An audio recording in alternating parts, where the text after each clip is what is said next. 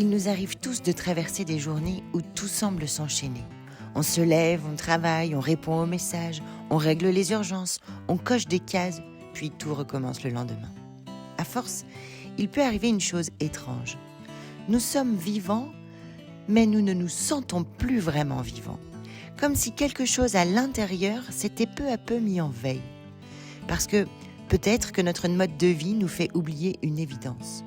Nous passons nos journées dans des bâtiments, devant des écrans, entourés de bruit, de béton, de notifications, d'horaires. Nous parlons de la nature comme si elle était un lieu où on allait finalement juste de temps en temps, un parc, une forêt, un paysage. Mais nous oublions que nous sommes, nous aussi, une forme de vie. Nous respirons, nous grandissons, nous nous transformons, nous traversons des cycles, nous vieillissons, nous sommes soumis aux mêmes grandes lois que les arbres, les animaux et toute autre forme de vie qui nous entoure. Et je me demande parfois si une partie de notre mal-être ne vient pas de cette séparation, comme si nous avions cessé de nous reconnaître dans le vivant, comme si nous observions la nature de l'extérieur. Mais comment pouvons-nous être vivants sans avoir vraiment la sensation de l'être ?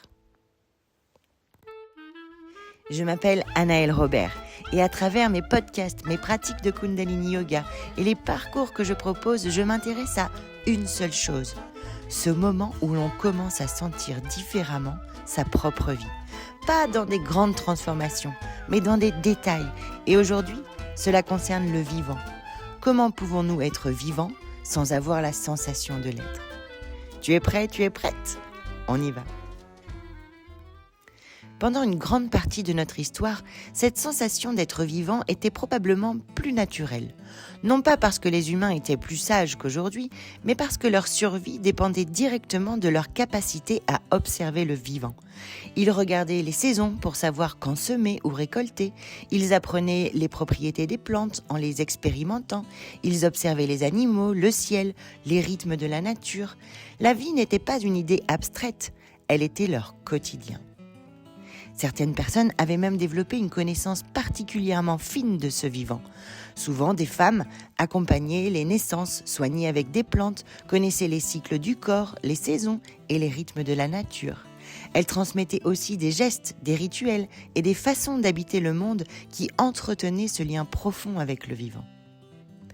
Une partie de ces savoirs et de ces pratiques a été progressivement discréditée, parfois violemment réprimée, notamment lors des chasses aux sorcières menées dans plusieurs régions d'Europe.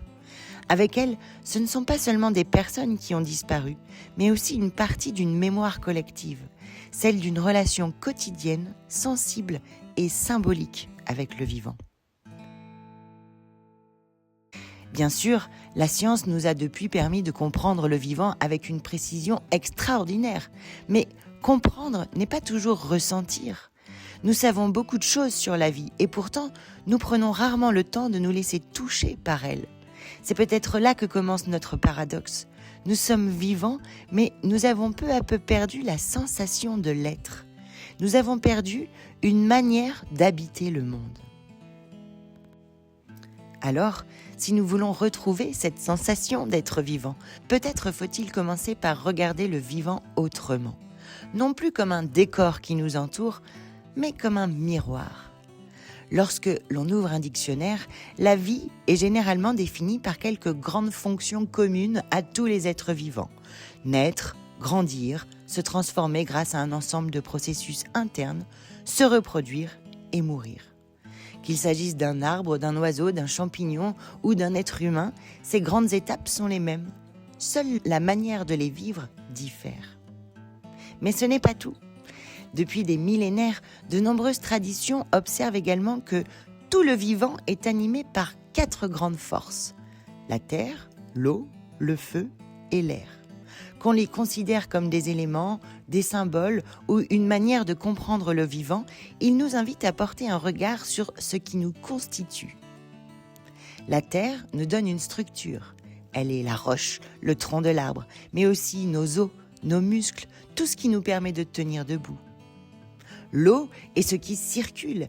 Elle façonne les rivières comme elle irrigue notre sang, notre lymphe et chacune de nos cellules. Le feu et la force de transformation. Il permet à la vie de se déployer, comme il anime notre métabolisme, notre digestion, notre énergie et notre capacité à évoluer. Et puis, il y a l'air, le souffle que nous partageons avec tous les êtres vivants, celui qui entre et qui sort de nous des milliers de fois par jour, sans que nous n'y prêtions attention, nous rappelant ainsi que la vie est un échange permanent. À mesure que l'on observe le vivant, une évidence apparaît. Derrière son incroyable diversité se cache une profonde unité. Les mêmes lois nous traversent, les mêmes forces nous animent. Observer le vivant, ce n'est donc pas seulement admirer la nature, c'est reconnaître que ce qui anime un arbre, une fleur ou un animal est aussi à l'œuvre en nous. Et à partir de ce moment-là, chaque rencontre avec le vivant peut devenir un enseignement, non pas parce qu'il nous parle avec des mots, mais parce qu'il nous rappelle silencieusement les grandes lois qui nous habitent, nous aussi. Il nous enseigne la patience, les cycles, l'adaptation, la coopération, la transformation, et peut-être plus profondément encore, l'humilité d'appartenir à quelque chose de bien plus vaste que nous. Il suffit alors de ralentir suffisamment pour commencer à l'écouter. Et si c'était précisément là que tout se jouait, dans notre manière de regarder, dans ce que nous choisissons de voir ou de ne plus voir. Parce que si le vivant est déjà à l'œuvre en nous, alors la vraie question n'est peut-être pas de le comprendre davantage, mais de se demander ce que nous avons cessé de percevoir. Alors, je te propose de poursuivre avec 3 questions très simples, mais qui peuvent changer légèrement la manière dont nous habitons notre journée. Ne contrôle pas les réponses qui viennent, laisse-les se développer toutes seules dans ta tête. Tu es prêt ou prête ? C'est parti. À quel moment de ma vie je traite le vivant comme quelque chose d'utile plutôt que comme quelque chose de vivant ?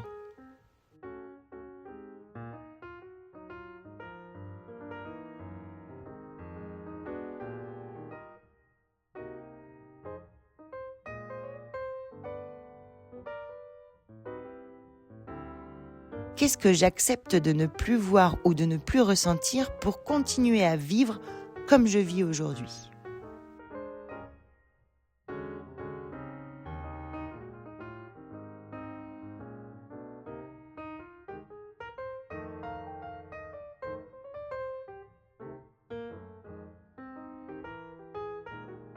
Et qu'est-ce que révèle de moi la manière dont je considère ce qui n'est pas humain autour de moi ?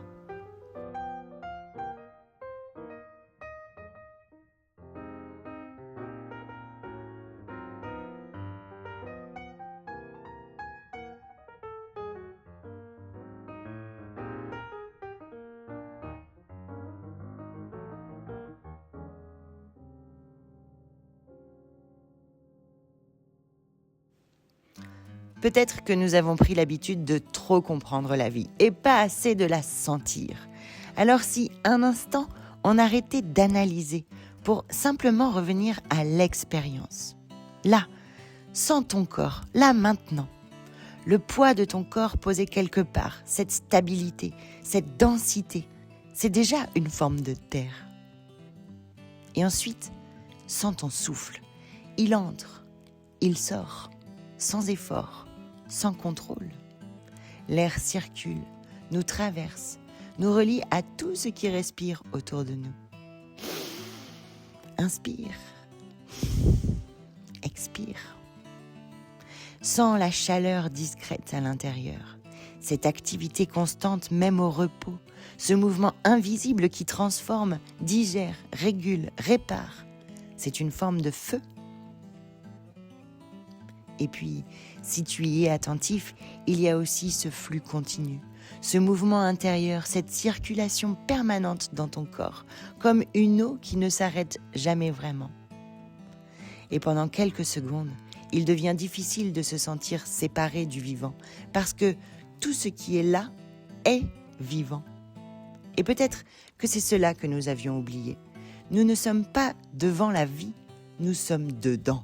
Le vivant ne se présente jamais comme quelque chose à comprendre uniquement avec la tête. Il se reconnaît dans ce qui est simple, immédiat, évident. Il ne se presse pas et pourtant, il arrive toujours à maturité. Il ne lutte pas contre les saisons, il les traverse. Il ne cherche pas à fleurir en hiver, il attend le bon moment. Il transforme plutôt qu'il ne résiste, il coopère plutôt qu'il ne domine, il recycle plutôt qu'il n'épuise et il cherche l'équilibre plutôt que la performance. Alors peut-être que la question n'est pas comment devenir meilleur dans la vie, mais plutôt qu'est-ce que le vivant essaierait de faire à travers moi si je le laissais un peu plus agir. Le vivant n'est pas un sujet d'étude, c'est un maître silencieux. Et il nous apprend, sans jamais parler, comment revenir à la sensation d'être vivant. Peut-être que nous passons beaucoup de temps à chercher des réponses complexes à notre mal-être. Et si juste certaines d'entre elles étaient simplement là, tout autour de nous, depuis toujours. Le vivant ne cherche pas à nous apprendre à devenir quelqu'un d'autre, il nous rappelle simplement ce que nous sommes déjà.